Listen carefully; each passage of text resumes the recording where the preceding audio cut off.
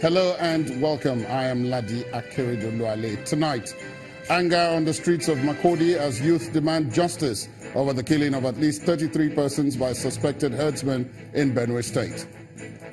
At least 10 people are killed and several others injured as suicide bomber sets off explosive device in a mosque in Borno State. Youth in Anambra State take to the streets over alleged harassment by police. The state command says allegation is false. And deadly winter storm hits northern Europe, cutting power supply to thousands of homes and crippling transport. And on business news tonight, Nigeria's Sovereign Investment Fund guarantees 10 billion naira bond for independent power projects by Vathan Group.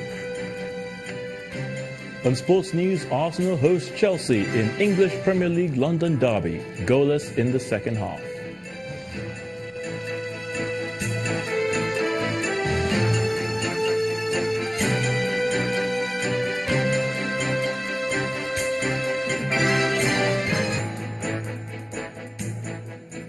We begin tonight with a wave of protests that rocked Makurdi, the Benue State capital, where hundreds of youth this morning stormed the popular Food Basket roundabout in protest against the killing of 33 persons by suspected herdsmen. The angry youth are calling on President Muhammadu Buhari to intervene in what they describe as terrorist killings in their state. Some of them were in tears as a vehicle conveyed yet another corpse into the crowd to prove their claims of the ongoing killings in the state. This burnt vehicle is one of the relics of the tragedy that greeted residents of Benue State in the wake of the New Year 2018. But the tragedy is more than this. Lives are involved. At least 33 people are said to have gone with the massacre. In the morning time around 5:30, so we discovered that those herdsmen, they come and surrender this place. And before we know, they started shooting people. So we don't even know what happened.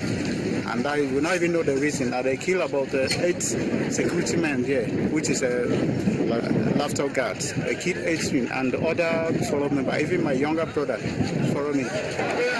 For the youths of Benue State, this is unacceptable, and so armed with placards, they stormed the streets in protest.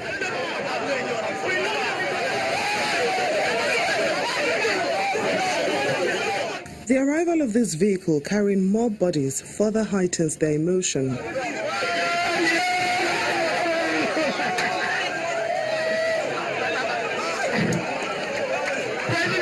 With this, the protest gets chaotic, so much that not even the presence of the governor could calm them. Once able to find his way out of the arena, Governor Otom condemns the rowdiness and gives them the assurance of a lasting solution. It is really a very sad day or days for Benue State. Yesterday, the corpse that were brought to the mortuary, and when we visited, more corpses were brought in, and even today, more corpses were discovered. So you can see the feelings of the people, and that is why government must act.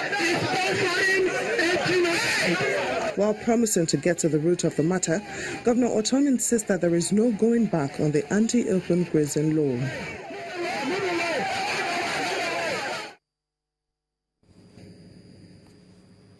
And the president has sent his condolences to the government and people of Benue State following the killing of several people in Guma and Logo local government area of the state by men suspected to be herdsmen.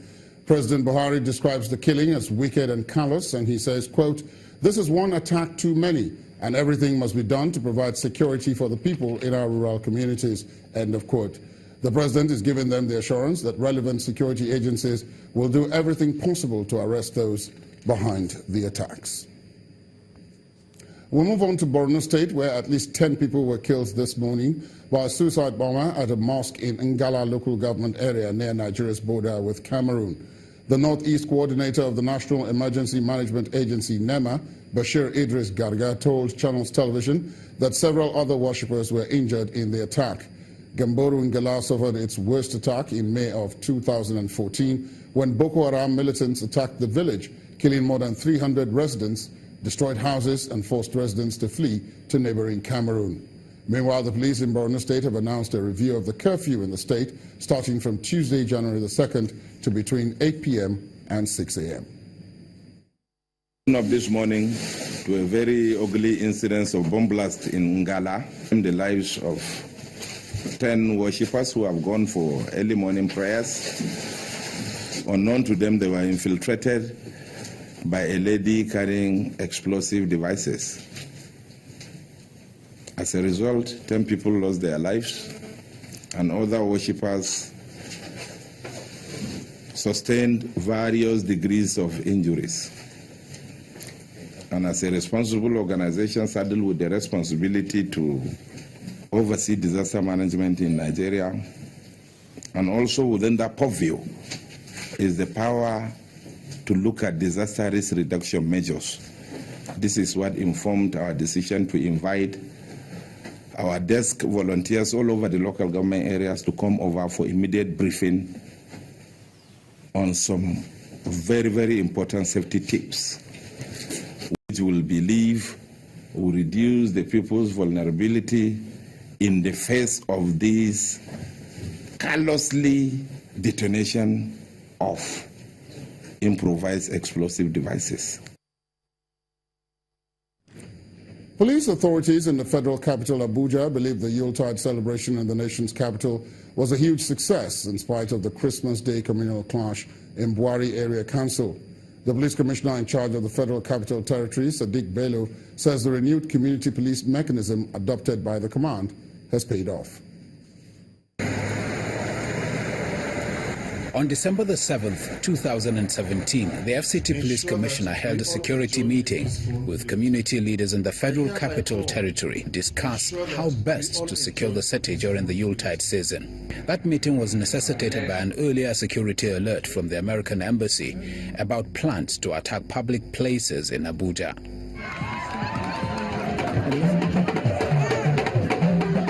The Yuletide finally came and went without any such attack on public places, except a communal clash in Buhari, a satellite town in the Federal Capital Territory. Notwithstanding that clash, however, both the FCT Police Commissioner and the FCT Commandant for the National Security and Civil Defense Corps described the Yuletide season as a huge success, free from the anticipated attacks. The proactive measures we took actually helped. That was why I'm sure that members of the public can testify to that. They were able to go out and celebrate all these festivities without any fear or any issues at all. I'm quite sure we've not had any issue, apart from the one I mentioned, that is the Borno incident. That is an unfortunate incident.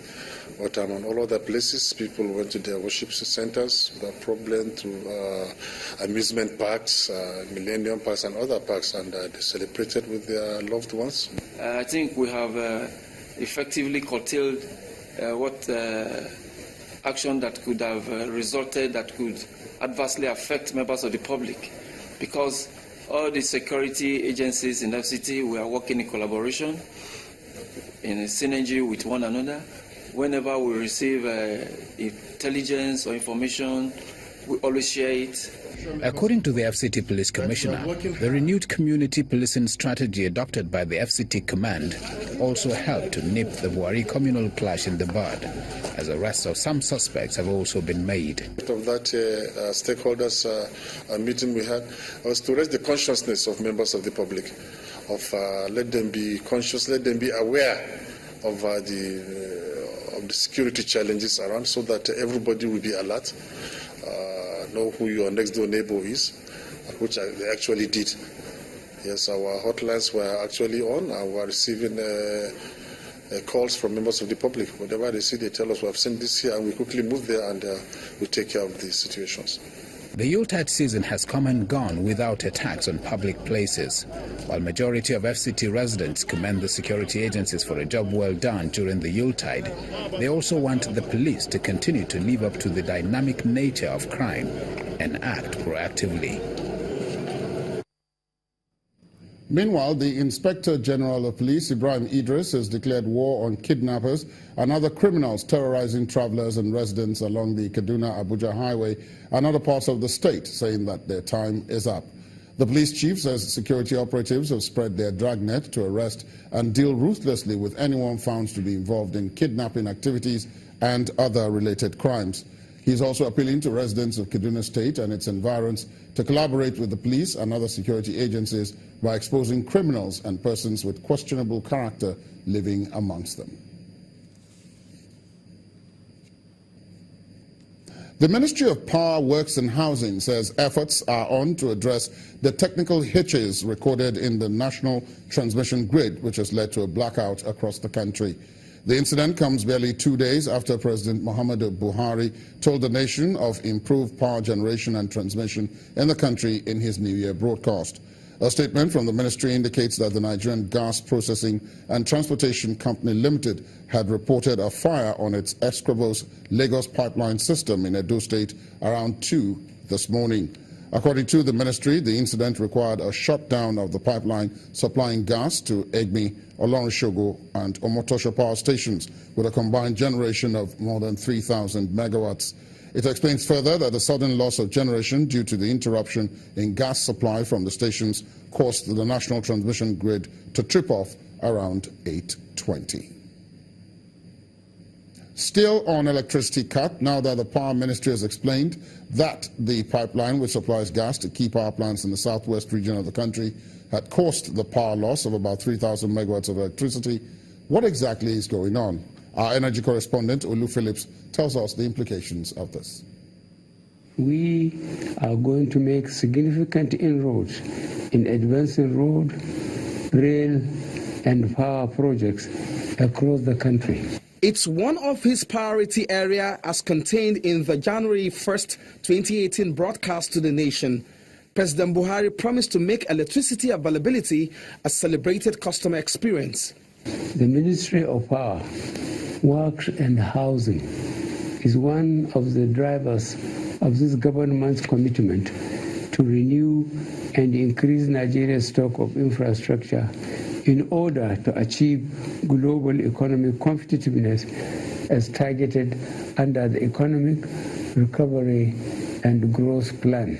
Barely 72 hours into that hope-rising statement, and less than a month since Nigeria generated its historic 7,000 megawatts and an all-time peak supply of 5,155 megawatts, the major gas line, the Escravos Lagos pipeline system, has been damaged by fire.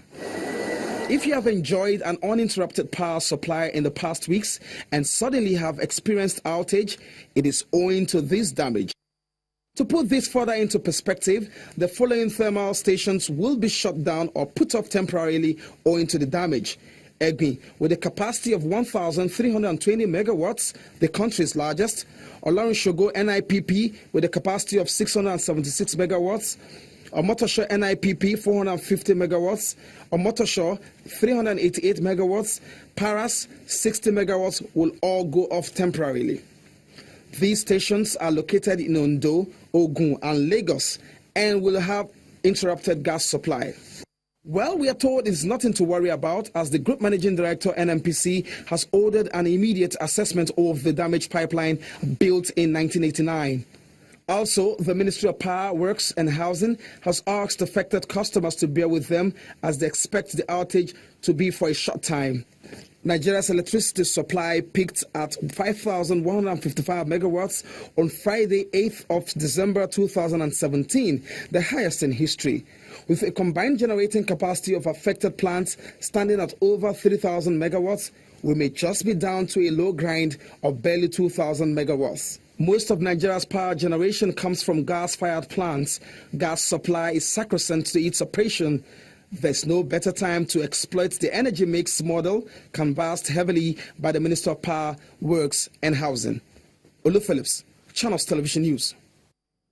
In part 2, after the break, we'll get more perspective on this latest power challenge. I'll be joined by the Managing Director of the Transmission Company of Nigeria, Mr. Usman Mohammed.